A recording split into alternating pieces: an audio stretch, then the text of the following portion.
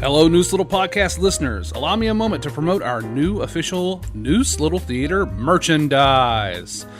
This can be bought at any show we have. And as you come see, you can go up to the merch table and ask the man or lady, and you can get your official NLT merch. Here's what we have. We have hats, toboggans, hoodies, t-shirts, long sleeve t-shirts, and we even have big and tall sizes. Just ask the person and they'll set you right up. We also have blankets, pins, key change, stickers, tumblers, frosted pint glass, coffee mug, aluminum water bottle, backpack, and tote bags, etc. We have it all. Be sure to check out our special anniversary merchandise, including our t-shirt featuring all the shows of our historic 50th season. Thank you, and thanks for listening.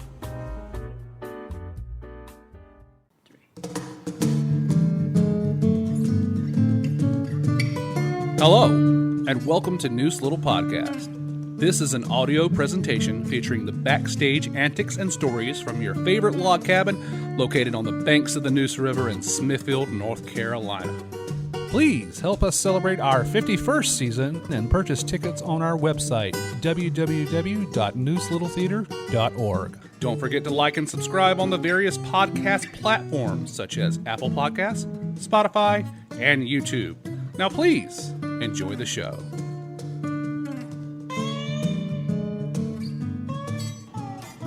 Welcome to Noose Little Podcast, and today we are going to have two guests on, and we are going to have our first ever playwright spotlight episode, and we're going to talk about Neil Simon. So if it goes well, I hope we can maybe eventually do other playwrights down the line. But first, I'm your host, Matt Gore. That is my producer, Mita Toole. What's up? And if it sounds any different, we have a new soundboard complete with sound effects. Give us a sound effect, Mita. Indeed, indeed. So if that's what you hear in the background, that's what that is coming from. But first, as usual, some business. The Odd Couple, our season finale of our 51st season here at Noose Little Theater, goes up May 29th, 30th, June 5th, and 6th. Those are all at 8 p.m. And then the Sunday matinees, we have two Sunday matinees on May 31st and June 7th. Get your tickets at nooselittletheater.org. These tickets will sell out fast. I actually mean that this time. This is a very popular show, and if you want to come see it, I highly advise you to go and reserve your ticket at nooselittletheater.org. Yeah, I was going to say Sunday's very nearly sold out. The first Sunday. Yeah. The Odd Couple, it always has cachet. It's in the mix in theaters all across the nation, and it always brings in people. So, for real, if you want those tickets, get them now. Things are fairly quiet on the news today, and I'm excited to talk about Neil Simon. So now I'm going to introduce my guest. Sitting next to me for his fourth or fifth pod is the illustrious D.H. Johnson. Hello. And sitting next to him is the director of The Odd Couple, and she is here to talk to us about the play and other things, Kathi Nixon. Hello. All right. So I'm going to start with a brief bio, and I want you guys to jump in whenever you feel you have something to say. I wanted to know about his work, but I also wanted to know about the actual man, Neil Simon, because it is his 99th birthday coming up on July 4th. And so it's not quite his 99th birthday yet, but it still counts, I think. So happy early birthday, Neil, and let's talk about the man a little bit. Neil Simon was born on July 4th, 1927 in the Bronx, New York, to Jewish parents. His father, Irving Simon, was a garment salesman, and his mother, Mamie Simon, was mostly a homemaker. Neil had one brother, 8 years his senior, television writer and comedy teacher Danny Simon. He grew up in Washington Heights, Manhattan, and graduated from DeWitt Clinton High School when he was 16. He was nicknamed Doc, and the school yearbook described him as extremely shy. Interesting. A big part of Simon's tempestuous childhood was the fights that broke out between his mother and his father, and was mostly due to financial hardship caused by the Depression. Sometimes at night, he would block out their arguments by putting a pillow over his ears. His father often abandoned the family for months at a time, causing them further financial and emotional suffering. Funny stuff so far. But during an interview with Lawrence Grable, Simon said, "To this day, I never really knew what the reason for all the fights and battles were about between the two of them. She'd hate him and be very angry, but he would come back and she would take him back. She really loved him. And this part I found really interesting. This will give you a true window into his soul and a true window into a lot of people who do comedy. I think part of what made me a comedy writer is blocking out some of the really ugly, painful things in my childhood and covering up with a humorous attitude.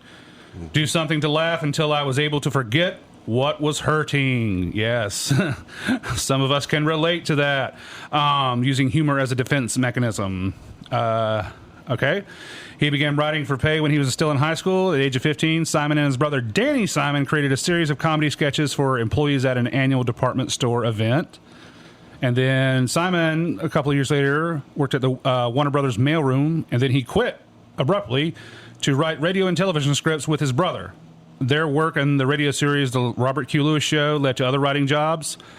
And Max Lieben hired the duo for the writing team of his popular television series, Your Show of Shows, with writers such as Mel Brooks, Carl Reiner, and Woody Allen. What was Your Show of Shows? That was before my time. Your Show of Shows was a live hour-and-a-half show, sketch comedy, basically. So Saturday Night Live before Saturday Night Live. Absolutely. And it was hosted by Sid Caesar, and his main co-star was Imogene Coca and Carl Reiner, and Howard Morris, who played, what's the guy?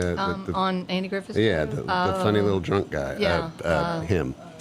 Ernest T. Bass. Ernest T. Bass, yes. Yeah. And it was highly popular. But it was, can you imagine writing and doing live every week for an hour and a half? There's probably lots of drugs involved. But he wrote on that show with such luminaries such as Mel Brooks, the aforementioned Carl Reiner, and Woody Allen. And he later wrote a script based on these experiences called Laughter on the 23rd Floor. Have you ever seen that play, or you know that? I have read it. I have not seen the play. And other people in there. Larry Gelbart was a writer who wrote Oh God and Tootsie, and Mel Tolkien, who was a developer and writer for All in the Family. This was an important crowd of people. The 1927 Yankees of comedy writers. Yeah. The murderer's row, as it were. Yeah.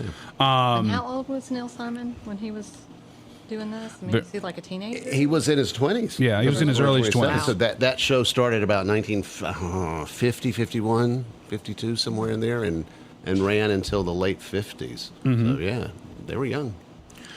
It seems like his brother loomed large, especially early in his life, because his first play that was produced on Broadway is called Come Blow Your Horn.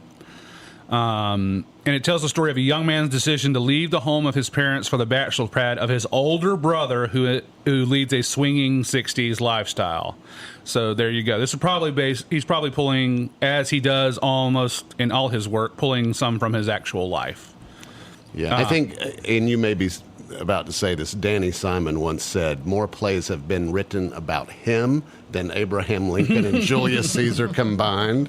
No, that's great. That's kind of funny. Well, yeah, because he was the prototype Oscar. Yeah. Yeah. Mm-hmm. If he's Oscar, it sounds like Neil is definitely Felix type. Yeah. And but yes, when we get to The Odd Couple, I will bring that up about how it originally was a Danny Simon script. I'm like, damn, how'd you let that one go? I hope Neil gave him some type of royalties or kickback or whatever.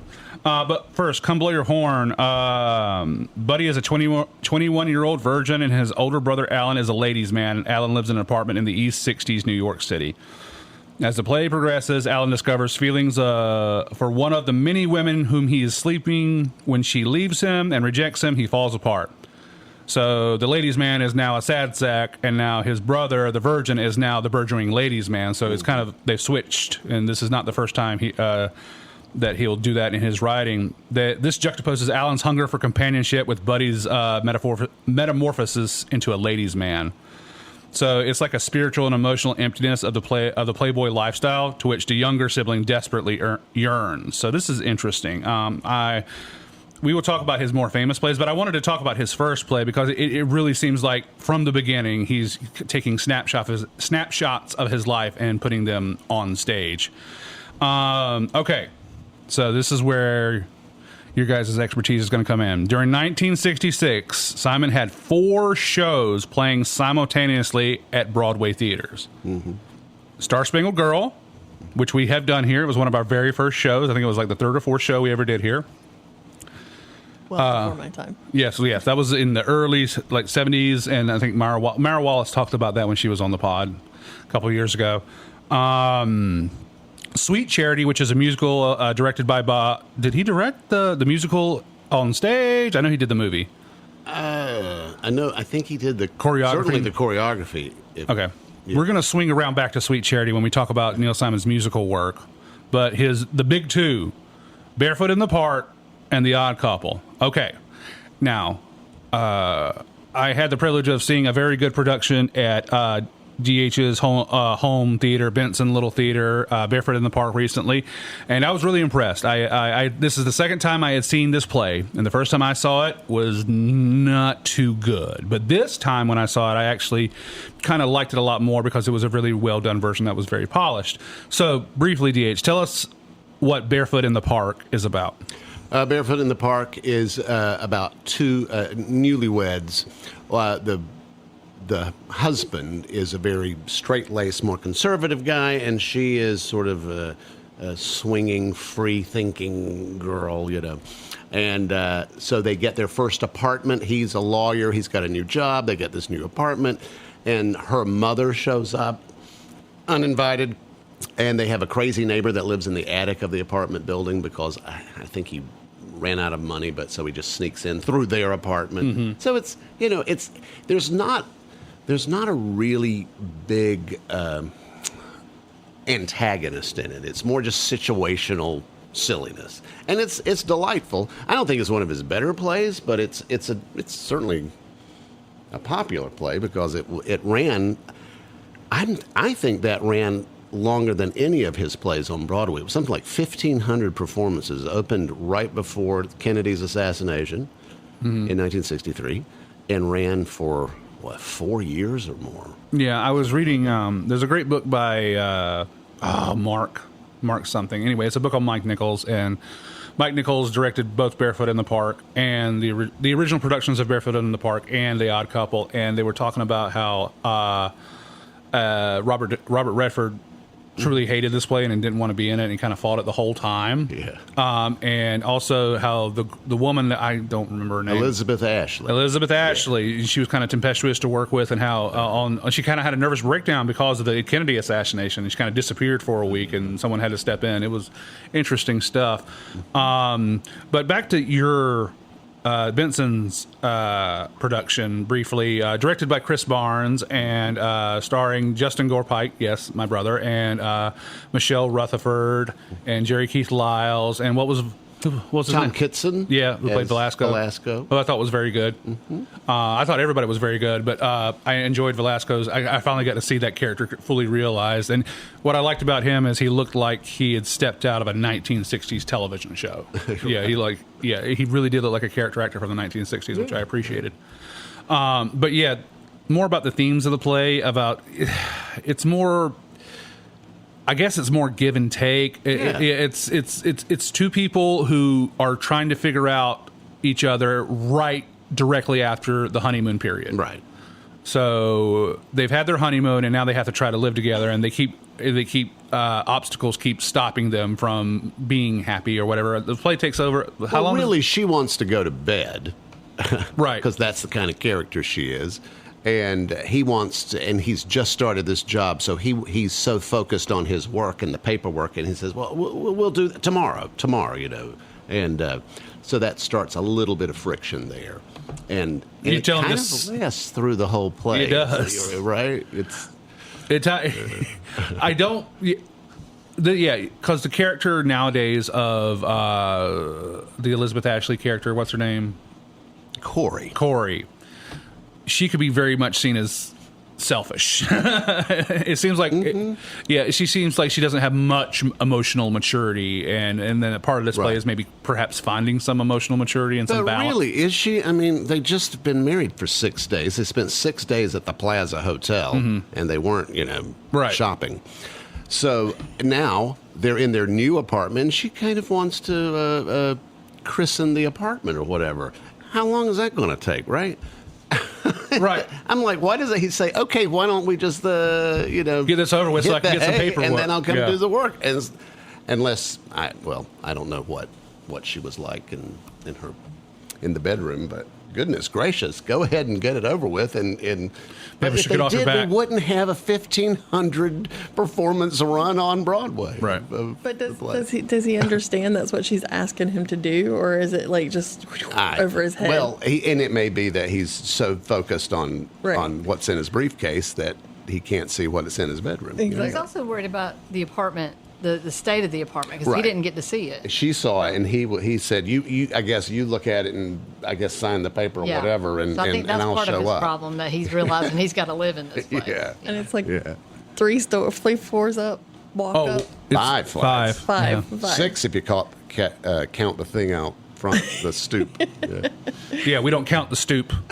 which is a running gag. Yeah, I knew there was something about it being a lot of stairs, because that's like Right. they every time somebody comes to visit. I lived in New York, and I did have a 5-flight walk up. I didn't Right. have a stoop, so it was a pure 5 flights. And let me tell you, Oh, you yeah. get upstairs and go, oh my gosh, I forgot to get the Oh, milk. no. I forgot to pick up the dry cleaning. Down you go, and up you come again. And yeah, it was something. yeah, I got used to it, though. I think my friend Mike lived on the 3rd floor, so it wasn't quite so bad. But yeah, it was. Yeah. I complain when, like, if you go on vacation and you have to walk 2 floors up to your room. It's like one of these beach places or whatever. So, yeah, no, that wouldn't be for me. That milk would have to wait. All right. So, well done to BLT for their production Thank you of very much. That's very kind. And they'll all appreciate that, including Rodney and Nana, who were Yes. first-time actors in the play as well. We need to get Nana in a play, Mita, because Nana, he played this nice gentleman named Nana. He has one line. Does he have a line? He has a line. It's off stage. You don't see him on stage, but he climbs 5 flights and is out of breath. He's a delivery guy, and he can't catch his breath. So he has her sign for the packages and takes the tip, but he never says a word because he's out of breath. And it's pretty funny. But guess what? Yeah. Nana had a group of 50-some people from his retirement community Oh, wow. that showed up to see him. And it's just like this one person brought like 50, and they all got up on stage and took a picture afterwards. And everybody's just like, "Who the hell is this guy?" I'm just like, "Is he famous or He's something?" a famous guy. He's just a nice famous man. now. He is, yeah. I was like, "Get Nana back." But will he pull that many numbers every time? I know, yeah. I mean, that might have been a fun time deal. Like, I don't know. He might have a following. He's wonderful, though. Both he and Rodney they'd never done work at the theater, and we're very happy to have had them. And We've got to put Nana on the total posters. love and enthusiasm. Starring Nana. it's like, here's Steel Magnolias starring Nana. Starring Yes, he was brilliant as Truby. I think more like Truby's husband, who you never see. No, we're thinking outside the box with this one. We've done it 2 times the regular way. All right, let's move on. His most famous play, his most well-known play, and probably the when his obituary was the first play mention of, or his first work mentioned, is The Odd Couple. Almost everybody's heard of it, and it is a mainstay in community theaters. If you're a community theater, an up-and-coming community theater, you've probably done The Odd Couple, because it's not terribly hard to pull off.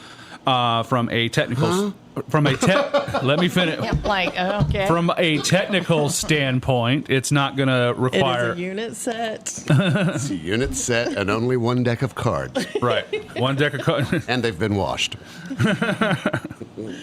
But as far as the technical aspects of the play, but yes, it is challenging. You have to have the right actors, and as it were, me and you are playing Felix and Oscar in this production of The Odd Couple, and we're about 3 weeks in. And yes, you were right. There's a phone book's worth of lines, and food. Oh yes, the food. And well, Kathy, since you're directing it, talk about it. Take us through what Odd Couple is about very briefly.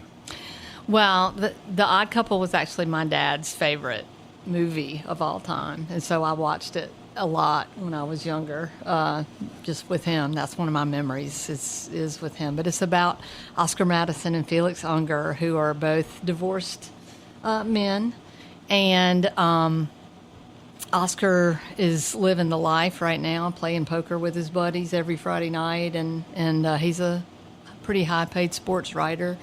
His wife and kids have moved to the West Coast, so he's in New York alone. And his best friend, Felix Unger, is just recently divorced and is despondent. And he comes to the poker game one night, and Oscar invites him to move in with him to try to save him. And they're odd.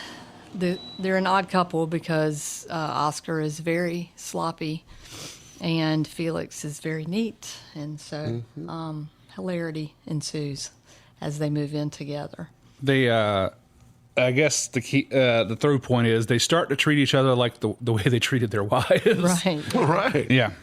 That's and so when this is his most classic play, as we all know, but it really is not underrated. I mean, it's not overrated at all. These jokes really work, and that has to be Neil Simon's greatest achievement, is making these jokes really funny through 60 plus years of their existence, because they're funny now in 2026 as they were funny back in 1966 whenever they were originally on Broadway.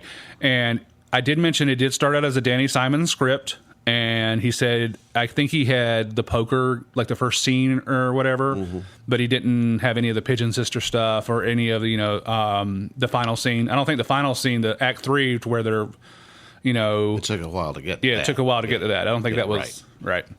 And I wonder sometimes if Neil Simon's lines were things that, as they described him as being shy, that things that he always wanted to say, but didn't, in real life when he's dealing with his brother Danny's divorce, and he was divorced quite a few times. Yeah, he was married 5 times. Right. His first wife did die, though. Yeah. But I do wonder if some of the writing, because it's so quick and witty and funny, is like, just because you do that, you think of, man, I wish I'd said this, and just kind of put them all together.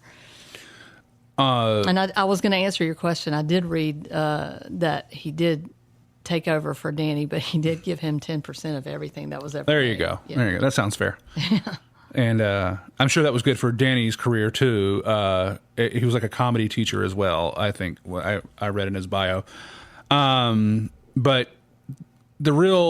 there's a poker game in it, and I was reading that same biography on Mike Nichols, and he said his biggest challenge as a director was to try to make a poker game the most uninteresting thing to watch from an audience's perspective into something that is a keystone and a kind of a tour de force in staging something.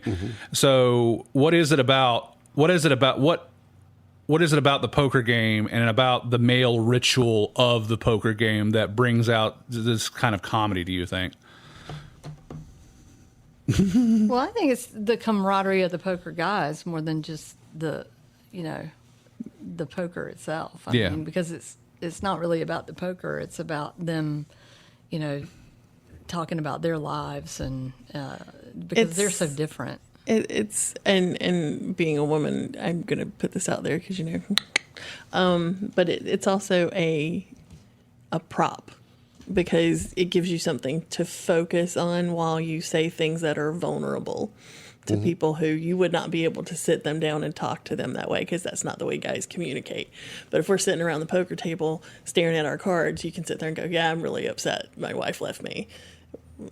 Here, I'm all in, I'm all in.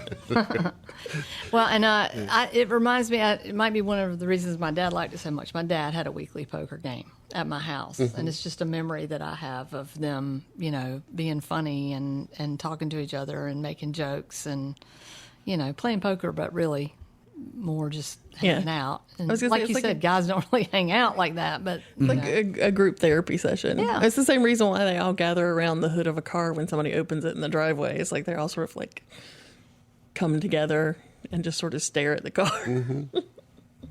Yeah. It is very interesting how, they can't really talk about anything that's their feelings or any intimate thoughts or anything. So they'll use either humor or they'll bust each other's balls and that's how they communicate feelings. You only pick on the ones you love.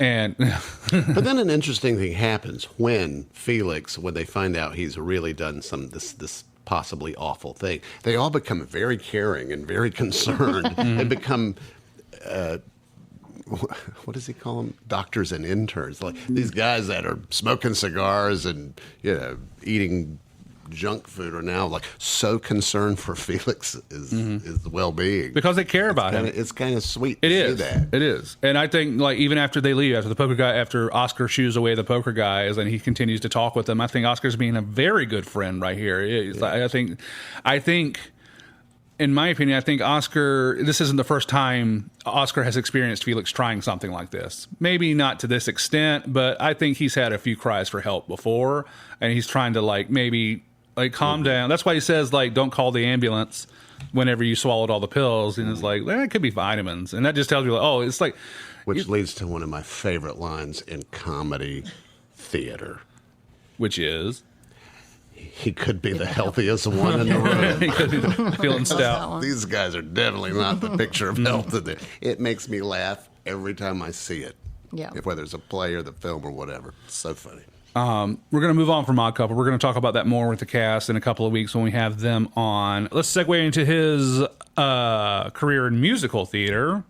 I don't know this musical at all. He adapted the book Little Me, based on the novel by Patrick Dennis. Do you know Little Me? I know of it. I have never seen it. I think that was a show that Sid Caesar starred in. And that was the connection there because they had worked together. Gotcha. He'd worked for Sid. He has a I read a book on Bob Fosse. I think it was by the same author that wrote that Mike Nichols book. And Bob Fosse was one of Neil Simon's closest friends. They were what a great close friend. I know. Their wives were friends with each other, and his wife and Neil Simon's wife died, and that was a big blow to Gwen Verdon because they were really good friends. But that brings me to Sweet Charity because he did the book for that. The movie is Shirley MacLaine, and then the musical is Gwen Verdon. But I can't remember if Bob Fosse actually directed Sweet Charity, the movie. But I did think it was interesting that this is a remake of Fellini's Knights of the Cabrera, which is about a prostitute with a good attitude who goes out trying to live her life, and life at every chance just beats her down at every. I don't know if that's really what Sweet Charity. It seems a bit. It's kind of it's a little bit like that. It's just she's trying to find love. She does. Dun, dun, dun, dun, I was going to say, dun. Big Spender's the big song out of that you would know. And if they could see me now. No, I told DH when I was reading the book, I really like Bob Fosse as a person, and reading about him and his directing style and how he pushed everybody to the limit and how he was a crazy drug addict. I don't particularly want to watch his work so much. I like what was it? All That Jazz. Cabaret. I love All That. All That Jazz is one of the best Lenny. movies I've ever seen. Star All That 80. Jazz is amazing. No, not Star 80. But anyways, I like the person reading about him more than I like watching Sweet Charity. I want to hear stories about him directing Sweet Charity. I don't want to watch Sweet Charity so much. Sweet Charity was really practice for him. Yeah. To make Cabaret, and then Lenny. Lenny's great about Lenny Bruce. Yeah, Boy, Lenny's that's good. Good film. Okay, moving on. He also did because we're running out of time. He also did the book for Promises, which is a musical version of Billy Wilder's The Apartment. That's crazy because I love The Apartment. That's my favorite Billy Wilder movie. Okay, so that is kind of his work, and I'm sure he's done some more later in his career. And he's a very big success at this point. I got a quote from him right here. He says, "Did I relax and watch my boyhood ambitions being fulfilled before my eyes? Not if you were born in the Bronx in the Depression and Jewish, you don't." So he kept working. And he did a lot as a screenwriter. So now we're going to segue into his movies a little bit briefly. And I got a quote. It says, "I always feel more like a writer when I'm writing a play because of the tradition of the theater. There is no tradition of the screenwriter unless he is also the director, which makes him an auteur, like Fellini. So I really feel that I'm writing for posterity with plays which have been around since the Greek times." So maybe he didn't take the movies quite as seriously. But he's nominated for more. He's wrote... 4 Oscars, right? Simon wrote screenplays for more than 20 films and received 4 Academy Award nominations for The Odd Couple, The Sunshine Boys, The Goodbye Girl, and California Suite.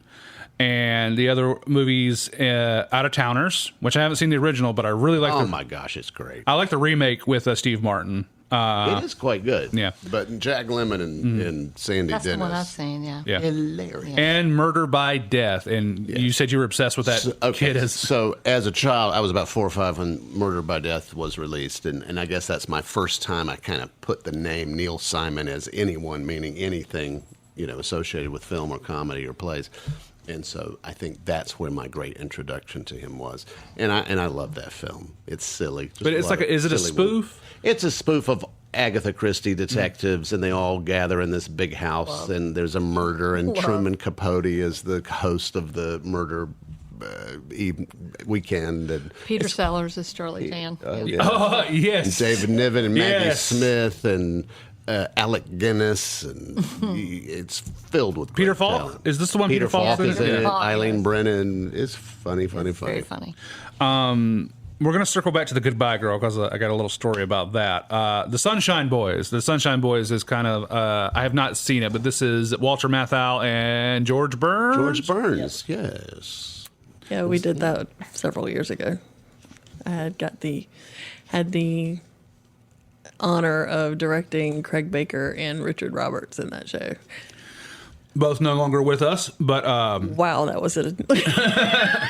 but yeah, you were telling me that maybe Richard Roberts had some issues with lines sometimes. Yes, he could not remember his lines, and he was the George Burns characters, which the two leads have the bulk of that show. yeah. You've got 3 characters who have any lines at all. Everybody else have got like a handful in Act 2, and we figured out we were going to have to put the lines on the stage so Richard could remember. When he had a nap, he was good. He remembered everything. But when he didn't have a nap right before he came to rehearsal, he was like, you could not keep it in his head. A nap or a nab? A nap. A nap, like sleeping. Okay. Got a little nap before he came. But so we put all this. A nab. Wait a minute. He has low blood I thought sugar. she said an app. I was like, what? I A can't little hear. cracker with some peanut butter on it. No, so we put my favorite story of this. I laughed so hard I almost passed out. That's how hard I laughed. It was during dress rehearsals, and we had the script on stage. And so Act 2, there was a script that we had to get Richard from the door to the table. And so the script was on the table, and Richard comes across and he sits down and he looks at that and he sort of moves the paper aside and he looks at it and he looks at Craig. And Craig goes, gives him the line. And Richard goes, looks down, moves the paper, and just looks back at Craig. And Craig's like, finally, after several attempts, Craig goes, why don't you look at that paper right there? Tell me what's going on. And Richard goes, I would, but it's Act 1. And I laughed so hard. I would. I got lightheaded. Somebody messed up here. Sorry. And then they went on to like harass Stephen, who was stage managing the show. This is Stephen's father, the late Richard Roberts. So may I ask what their age was when they did this play? Richard was 80 So something. yes, they had some. Craig some was maturity. much younger. Craig was probably maybe 50 something. Yeah. But yeah, we aged him up a lot. But no, Richard was definitely of the age that Right, this was supposed to right. be. But yeah, I laughed so hard. That show was insane.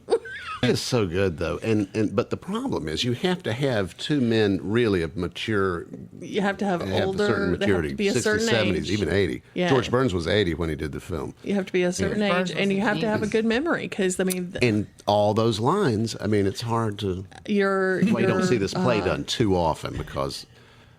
If you watch the movie, the Walter Matthau character, who I cannot remember off the top of my head what their names are off the top of my head, but he and the nephew who comes by to see him, that's all of them. That first scene, it's just the 2 of them, and then the second scene, it's the nephew and the uncle, and then Trying to talk him into the vaudeville partner comes in, and it's just the 3 of them, and then the nephew leaves, and it's just the 2 of them, and then you go to intermission, and you come back, and they go to the rehearsal for the show that they're supposed to be doing, and you get the doctor sketch like the noise, and you get the stagehand and the stick. and the patient, but everything else is just the 2 of them, and then at the very end it's the 2 of them, Yeah. and the nurse who has like 4 lines and leaves. So yeah, It's a testament to lines in that show. I want to do that play. Words really, with a really K good. in it are funny. Yes. Pickle is funny. Yeah, Pickles always we'll do it in 20 years. We laughed about pickles today. 20 years of Sunshine Boys. I'll do it. All right. Okay. Talking about his films, I did watch one last night because I felt like I was like, okay, I'm doing a Neil Simon podcast tomorrow. I might as well watch one of his movies that I haven't seen. And I chose this movie because it seemed very much pulled from his life. So maybe it gives me an idea of what kind of person he is. I hope not. This movie is Chapter 2. It's called Chapter 2. Yeah. We've done that one too on stage Yeah, I've seen it on stage. Opening. before my time. Which is also a play. Was it also a play? Yeah. Okay. Oh, yeah. It did not say on Yeah. IMDb, which is odd. We've done it. Okay. So there's the posters downstairs somewhere. I was And interested it's too. based on his life Yes. with his second wife, Marsha Mason. Marsha Mason. Who he did a lot of work with, and his first wife died of cancer. They were married for 20 years, I think, and it's about a man who is trying to move on with his life, and he falls in love with Marsha Mason. Like 4 days. Yeah. Yeah. He keeps calling her, yet he's hung up. What about his ex-wife? I'm like, why do you keep calling her then? I don't understand. This See movie, a running theme about being caught up with your ex-wife. I guess. It's in a lot of it. Yes. But yeah, I had a quote about that. Thank you for bringing that up, DH. You're welcome. That's what I'm here for. Also, while infidelity is a major reoccurring theme in his work, the characters that commit adultery almost never end up happy. Ever. Oh. So he is his another feature of his writing is comedy with a dash of pathos, but his adherence to traditional values regarding marriage and family can sometimes have him be perceived as old-fashioned. Mm-hmm. The thread of monogamous family runs through most of Simon's work and is one he feels is necessary to give stability to society. Mm-hmm. So yes, you're right. There's always an ex-wife. There's always a divorce. There's always So Marsha Mason is divorced, and James Caan, his wife, has died, and he's trying to get over it, and then he's dating Marsha Mason, and he gets married to her real quick, which I thought was the biggest, well, then don't marry her so quick. Why are you marrying her? But I thought the movie's not very funny, mostly because James Caan, who's a great actor, prime James Caan, right after The Godfather, cannot deliver Neil Simon's dialogue to save his life. Mm-hmm. And it just becomes very maudlin, and in the first half is okay, but that second half is a dirge because he turns into a colossal dick. So I really hope this is not how Neil Simon actually was, because he treats Marsha Mason terribly in this movie. Spruced it up a little bit. I was going to say, maybe this is how he saw himself too. Maybe And this it is could more be how he saw self-deprecating. himself. That's what I think. Yeah. And talk about daring. If you're going to write something that people will know as autobiographical, and you make yourself look like this total dick. I mean, Yeah, I think he's feeling guilty. Yeah, and so he's yeah, trying to kind of work through that. Okay, fair enough. But I will say, before moving on, the funniest thing about this movie is that there is an actor in this movie. He's the supporting actor. He plays James Caan's brother, Leo, and his name is Joe Baloney. oh yeah, Joe Baloney. Yeah, he's good. He is a good actor, but his name is Joe Baloney. Yeah, Joey Baloney. Bologna, I think, is how they. It is spelled like I checked. It is spelled like you spell baloney. I GNA, right? Change that right? name, bro. Well, he was very popular, and he did a lot of work. Yeah, he appeared in Big Daddy in an Adam Sandler movie. I couldn't believe it. Yeah. So he worked right up in the... Yeah, good for him. Okay, last two things before we send it out into the podcast airwaves. DH, I told you I'd reserve time for you to tell your story about stalking Neil Simon. This is true. This is a true story. Okay, so after, I think he got married after Marsha Mason to somebody else. But then ended up marrying, for the last 20 years or so of his life, Elaine Joyce, who was an actress at Broadway and television, was on a lot of game shows. So I grew up watching her, and so I knew who she was. She was cute. Yeah, very Yeah. cute. Yeah, Pretty. blonde, cute. Yeah. Little turned up nose, cute as a button. Anyway, and she's talented. Well, there was a cabaret room in a cabaret room in New York called Rose's Turn. Little small place, but little black box theater upstairs that people did cabaret in. And we're not talking name people usually. It was people who love cabaret and want to get up and sing and play piano or whatever. And I walk by and I see this poster that says Elaine Joyce Tuesday night or whatever. And I'm like, what the hell is she doing in this place? Elaine Joyce? What? With the dimples? What? And then I thought, well, I've got to come see this. And then I thought, well, she's married to Neil Simon. Maybe he'll be there. So I go to this thing. He's there. Buck Henry is there. Oh, wow. Elaine May is there. Oh, wow. This room seats about 75 people. It's a little bigger than the room we're sitting in right now. That's like the Mount Rushmore of comedy writing. I'm like the only person in the room I don't know. Now, the show's over. I speak to Elaine Joyce, and she's very sweet. And the whole idea was they wanted to workshop this thing. He had written sort of the anecdotes and the stories, and she sang songs and stuff, and she's going to tour and go to hotels and cabaret rooms and maybe cruises or something. But Neil, I see Neil, we're on a first-name basis. I see Neil going down the stairs. This is upstairs, and I thought the only place he can be going is the bathroom. And I hightail it downstairs. It's one single toilet and sink, so you have to wait outside. And I put my hands on both sides of the door jambs to make sure nobody gets in front of me and he doesn't get out of there or what. Yeah. So he opens the door, and while I'm waiting, I'm thinking, what am I going to say? This is stupid. I'm acting like a nut. I mean, what am I going to say? Thank you. You're great. Oh, you're funny. Yeah, what am I going to say? I'm your biggest fan, Mr. Simon. I'm your number one fan. So he comes out, and I act surprised. Oh. Hey! Good one. How are you? Show was great. I enjoyed it. So I am talking like I know Neil Simon, right? And he's probably thinking, do I know this guy? Who the hell is this guy? But sometimes if you'll act like you know these people, they'll be too embarrassed to say, who are you? So they'll just talk to you as long as you don't ask for money or something. So I said, what I had remembered was about this time there was a play that he was working on at the Coconut Grove in Florida. And it was a play called Waiting for Papa. Good luck finding that. I can't find any evidence that it was ever published or done, but it was being directed by Richard Benjamin. Mm-hmm. And I remember an article that said it probably wasn't very good. Neil, how's the play in Florida? And he was like, yes, it's working. We're working on it and having a good time. And I'm like, well, that's great. Well, I hope it goes well, and I hope we see it in New York. And it was very nice to talk with you and enjoyed the show, and good luck with that. And he's and like, your well, flies down. And what? And your flies down. And he shook my hand. And Can I have $20? I want to understudy the Sunshine Boys. Yeah, and that was it. And so I'm like, that was it. Nothing great, but it was like, I got to talk to Neil, cool. who had been a hero of mine since I was 4 years old watching Murder by Death. So there you go. I just had this vision of DH in like the hallway going, what the hell am I doing? What the hell am I doing? I am. Like, why am I was thinking the that. Surprise thing. Oh, hey, Neil Simon did. I thought you would come What are you doing here? I just saw you. I saw your wife's show upstairs. What are you doing here? How's Joyce?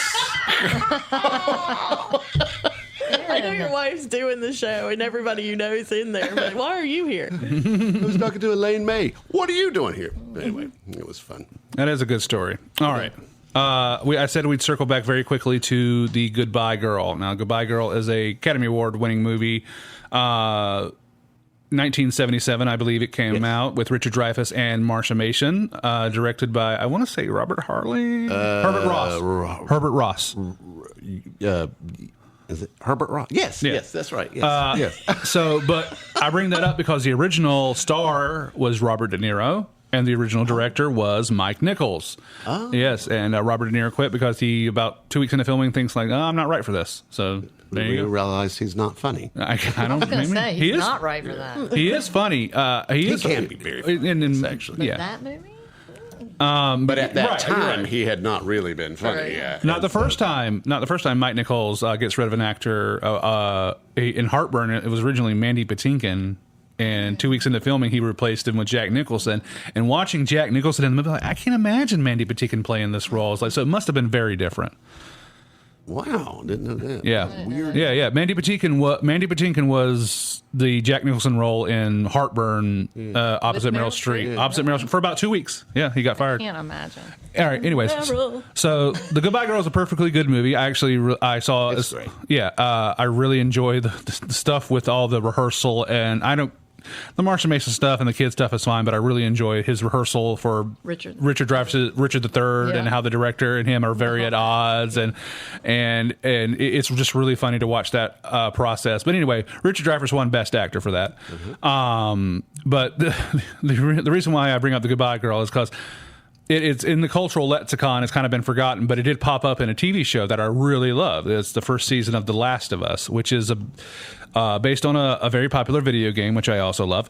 Post-apocalyptic zombie thing, and it's basically lone wolf and cub travel across the United States, and this guy is protecting this girl, and she is the only one, seemingly, in the world that is immune to the zombie virus. So she's very, very special. She must be protected, but he lost his daughter in the initial outbreak, and now she's about the same age she would be, and he's starting to feel like her father. He's starting to catch feelings for her, paternal feelings, and but the thing is that she might, to have a vaccine to save the world, she might have to die during the operation. So he has to ultimately make a very, very hard decision that affects all of humanity. Now, what does this have to do with The Goodbye Girl? Well, eventually, about 3/4 of the way through the show, they get to a settlement in Wisconsin. No, anyway, it's Wyoming. It's in Wyoming, and it's got a compound, it got fences, and this is a place where people can actually live. There's snowy, so the zombies aren't fast. Snow slows down zombies. There's a watch. That is good to know. Yeah, go north. If there's a zombie outbreak, just go north. And so every week they have a movie night, and all these kids and the adults gather in, and they have a reel it's screened on a projector, and that movie is 1977's The Goodbye Girl. So that's the only movie that these group of survivors in the apocalypse can watch is The Goodbye Girl. That's great. So it's like in WALL-E, all they have is Hello Dolly. Is that what they're watching? Oh God, that's so sad. Dolly? I don't think I've ever seen Hello Dolly. I know it's something along those lines. That's fun. Yeah. I want to see this because I'm a huge fan of The Goodbye Girl. Yeah, it's so funny watching these kids marvel at Richard Dreyfuss in The Goodbye Girl when it's not a kids movie at all. Yeah. There are kids in it though, but he's funny. He's very animated and high energy. I saw it probably when I was 10. Mm-hmm. I loved it. Yeah, it's good. It's watchable. All right, we're gonna wrap up our Neil Simon podcast right there. That's a good overview of his mostly the first half of his career, but like all the good biographies, we usually front load the good stuff first, and then the latter career we kind of skimp on. So we're gonna do that on this podcast as well. Can I add something? Is that a no? Thank you, Mita. I just wanted to get that in there. All right. I want to add something. If you want to really read a really good book, his memoir that he wrote in the 90s, mid-late 90s, called Rewrites, by Neil Simon, covers the first half of his life up to when his wife Joan died. So it's all of the early life and the influence and the early plays and television and films. And then there's a second book called The Play Goes On.